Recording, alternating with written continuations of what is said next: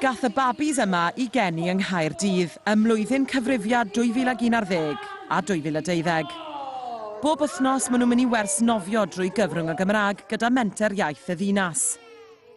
Gath y mamau I gyd I magu yn y gorllewin neu'r gogledd, ond maen nhw'n codi plant yn y brifddinas.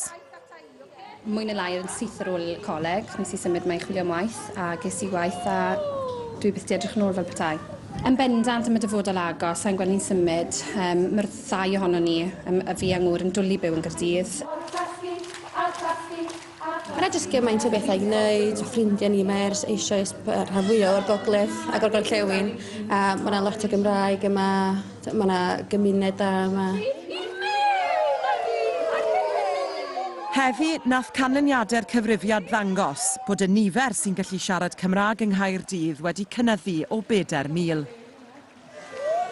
Erbyn hyn felly, mae dros 36 o filoedd o siaradwyr Cymraeg yn y brifddinas.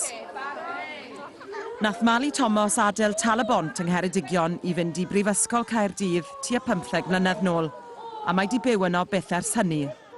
Mae'n rhieni dal yna yn y gorllewin, mae'n chwaer i'n byw yng Nghaerdydd a mae'n chwaer arall i'n byw yn Bath, felly da ni gyd wedi symud o'r gorllewin erbyn hyn. Ydych chi'n teimlo unrhyw euogrwydd bod chi'n byw yn y brifddinas?